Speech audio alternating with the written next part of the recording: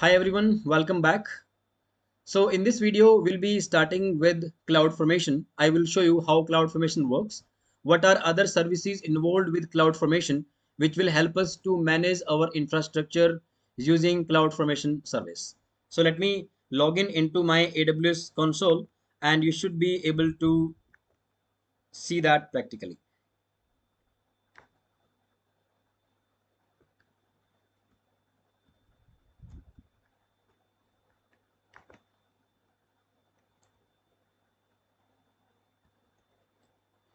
Okay, so you can see that this is my AWS console, which you can see, and we will be doing all these things practically. So let's have a look. So the very first thing I will open is CloudFormation. So I can type here and you can see that. And you can see the tagline also.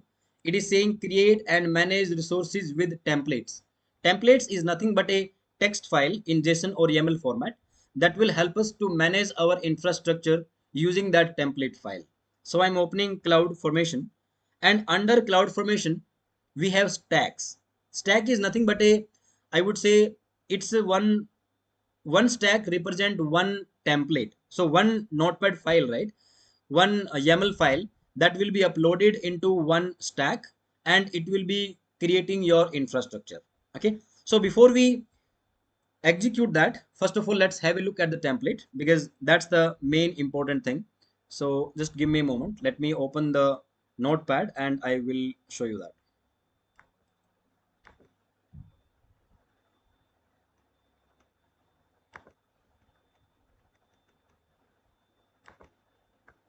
Okay. I hope you can see the notepad. So just give me a moment.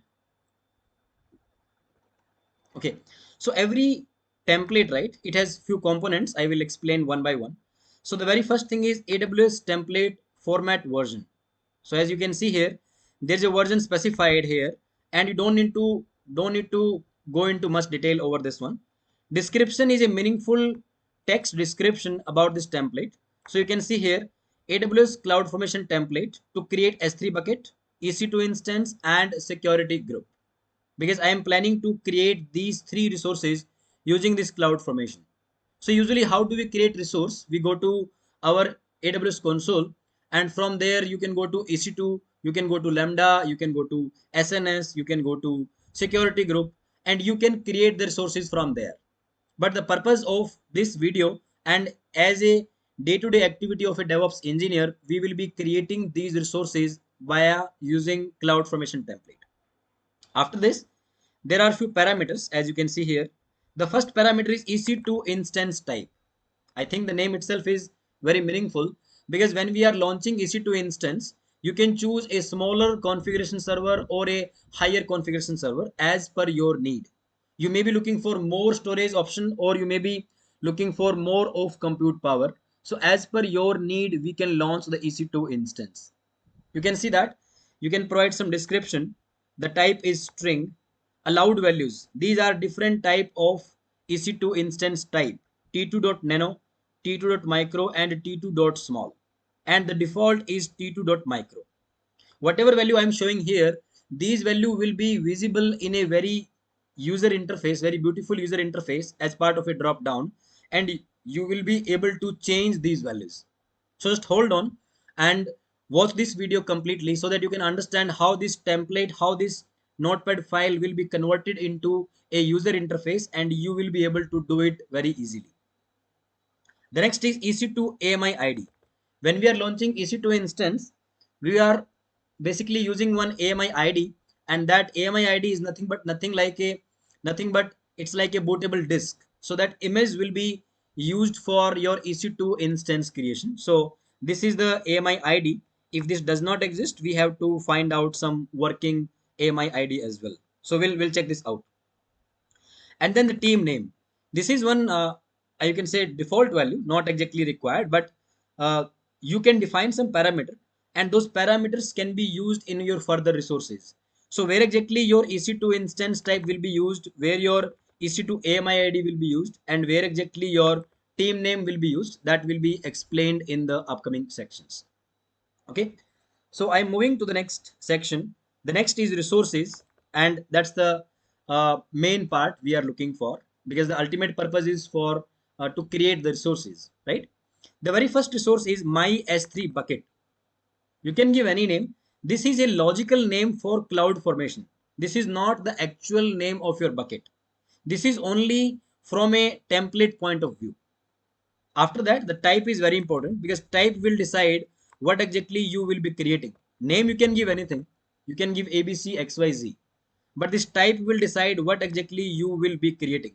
So you can see here, I will be creating an S3 bucket. After that, deletion policy is there, right? You can just ignore this as of now. In upcoming slides and in upcoming video, I will explain like what's the purpose of this. After that, properties. So there are few properties. First property is like I am providing a name to my bucket. So this is the name of the bucket, and this is the name of your logical resource in CloudFormation. And after that, tags, those are like optional, but in case you want to provide, I have provided the key as team name and the value as reference to team name. I was explaining here, right? These variable will be used further while resource creation. So this team name is used to add a tag to your S3 bucket, as you can see here. Either you can provide directly hard coded here, or you can declare as a variable. So when you are declaring as a variable, the maintenance would be easy, because in case this team name is used at 10 places, and if there is any change, you can change directly here, and you don't need to change on all the 10 places. That's the benefit of declaring the variables. Okay. So this is about S3 bucket. And how do you know like what are the properties I need to provide? That's very simple. You can copy this, and you can go to Google. Let me just give me a moment. Go to Google, and then you can easily search for that. So let me show you.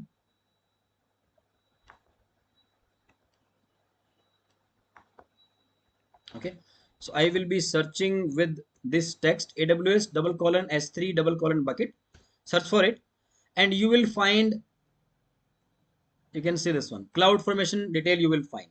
So you can see there like how many properties are mandatory and what are the properties which are optional. So if you come down, you can see the JSON template and you can see the YAML template. So you can see that it takes few things like bucket encryption, bucket name, course configuration, and there are many more. You may be thinking that we did not provide all these details. Yeah, that's correct, because not every property is mandatory. So if you will come down, you will find the detail about each and everything. So you can go through each and every property, and you will come to know like which property is useful, which is optional, which is mandatory, and accordingly you can declare them in a YAML file.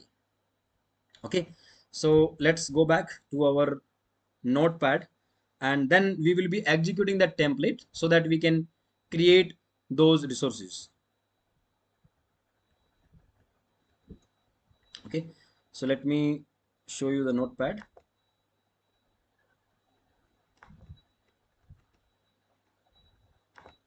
So just like we have declared the detail about S3 bucket, similarly you can declare about other things, like you can see this my EC2 SG. SG stand for security group. So for creating a security group, you have to provide few properties. As you can see here, I have provided group name, group description, and then you have to provide some inbound and outbound rules, because security group is nothing but a list of inbound and outbound rules which can control your inbound and outbound traffic to your server. So that's I'm doing. And this security group will be associated with your server, so that any traffic coming to that server or going out from that server can be controlled. And the last section you can see here is my EC2 instance. Finally, I'm ready to create my instance. So the type is AWS EC2 instance. Properties instance type. If you remember, in the beginning we have provided instance type, right? So that will be used for your instance creation.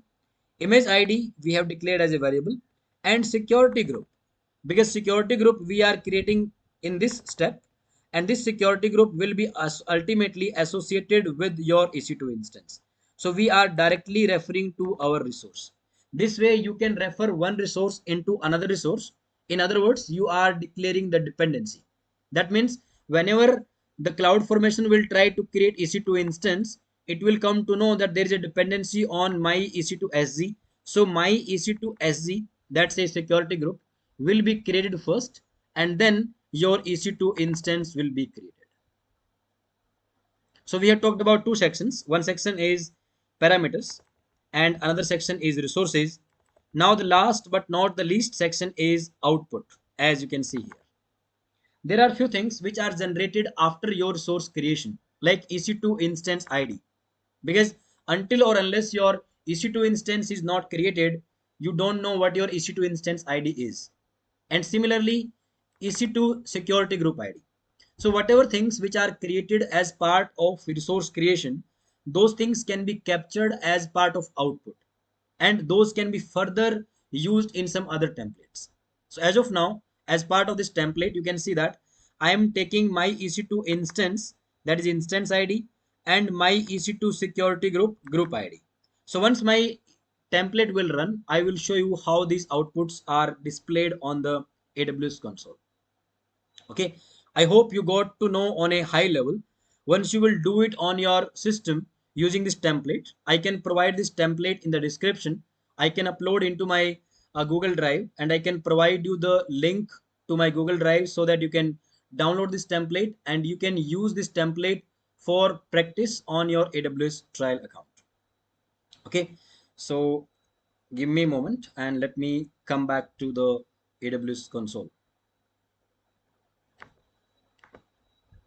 Okay, so this way we have just talked about the template, and this is a very simple example. You can add as many resources as many you want, and you can even add dependencies if you want. Those things can be done. So once we are done with our basic template, in upcoming videos I will even talk about nested stack as well. What is nested stack and how nested stack is different from a simple stack, that you will understand in my upcoming videos. So let's open the browser and we are ready to create our first set of resources.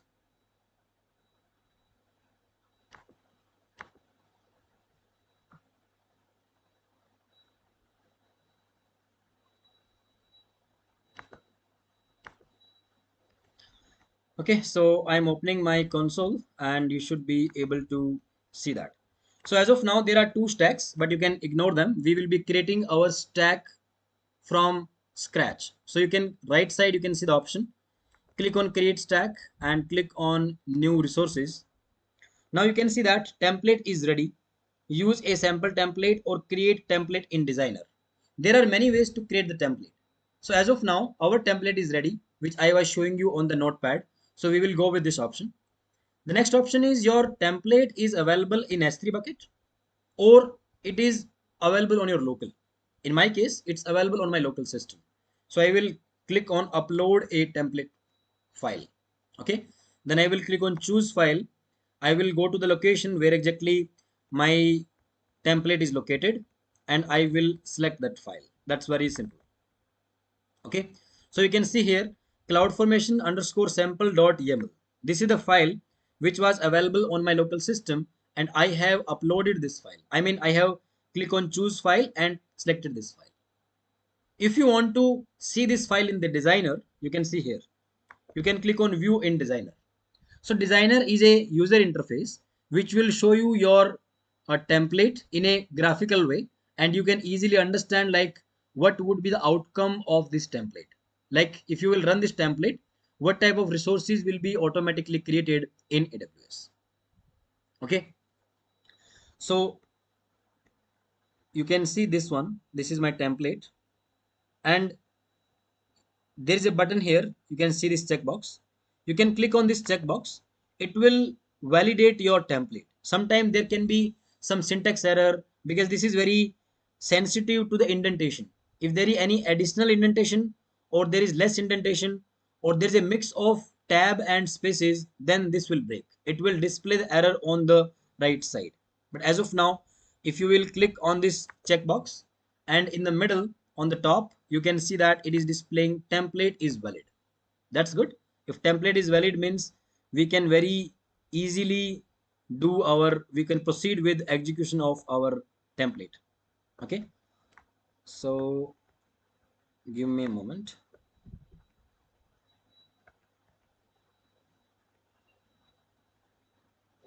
Okay, usually it displays the in a graphical format as well, but as of now it's not displaying. Anyway, so you can click on this button. This will be uploading this file into S3, and it will automatically create one S3 bucket for it. So you don't have to worry about it. Whatever template you will provide from your local system, behind the scene, it will automatically create a bucket. You can see here, cf-template-2 something something, right? This S3 bucket has been created automatically and your template has been copied over there. That's internal mechanism. You don't have to worry about it. And then you will click on next. After clicking on next, it will ask the stack name. Stack name has nothing to do with your resource name, your S3 bucket name, your EC2 instance name. It has nothing to do with your stack name. So you can give any stack name. Maybe I would say my first CFN stack. I am just giving some meaningful name. Okay. And the parameter which were displayed in a text format on Notepad++, you can see that all those three are coming here. This is my AMI ID. This is my EC2 instance type, which is a drop down. So you can click on this, and if you want to change it, you can even do that. But T2.micro is the free version. That means it won't be chargeable to you. So we'll be going with T2.micro instance type. And the third parameter, team name alpha, which will be used to add a tag to your S3 bucket. I hope you are getting till this point. One quick thing I need to check is whether this AMI ID exists or not. Because in case it does not exist, then it will fail. So I will quickly check this AMI ID. So what I will do is I will open EC2 console. So what I will do is I will go to the search bar, okay, and will type EC2 and will be clicking on EC2.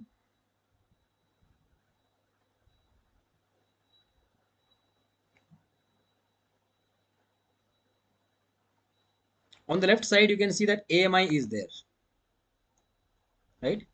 And let me copy that AMI ID so that we can quickly check whether this is available or not. So I will copy this, Control C, and I will search here.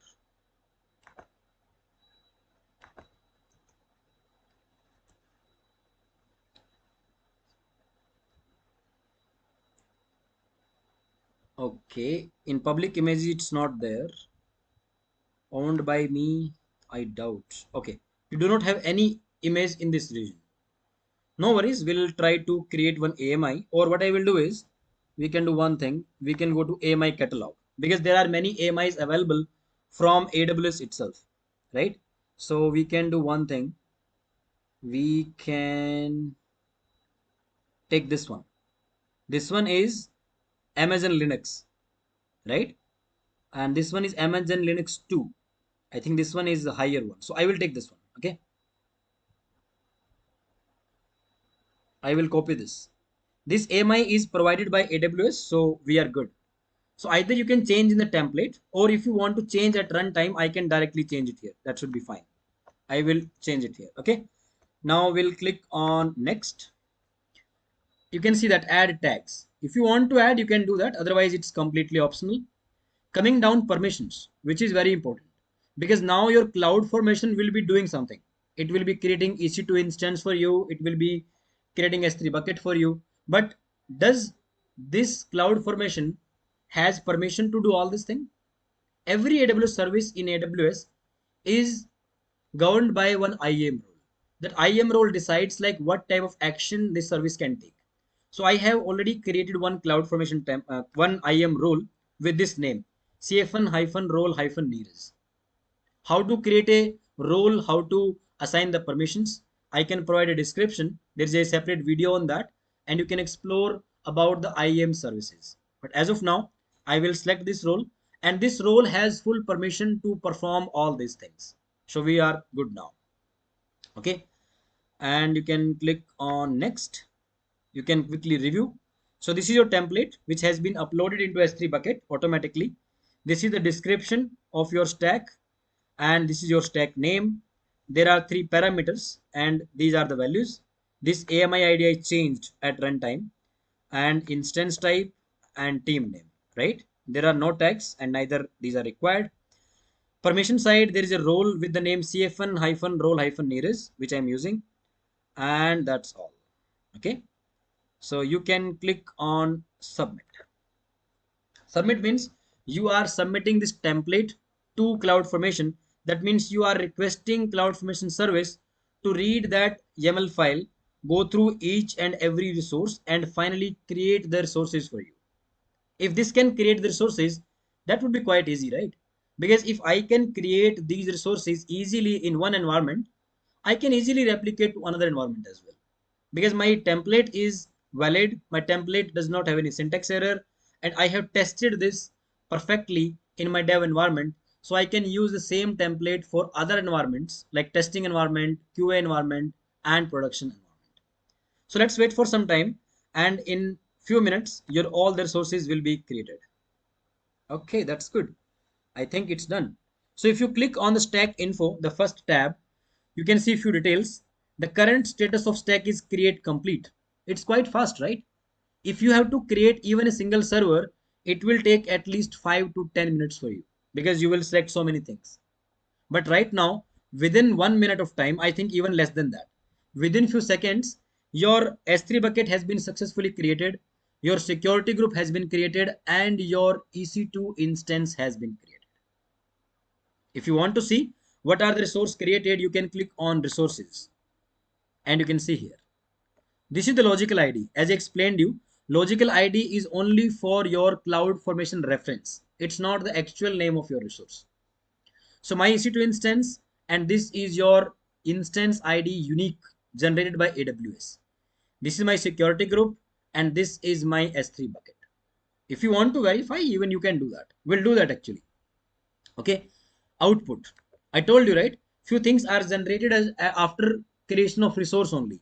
One thing is instance ID. So this one is here, and one is security group ID. This one is your security group ID. So these things are available under output. If you click on parameters, whatever parameters we defined in the template, those are listed here.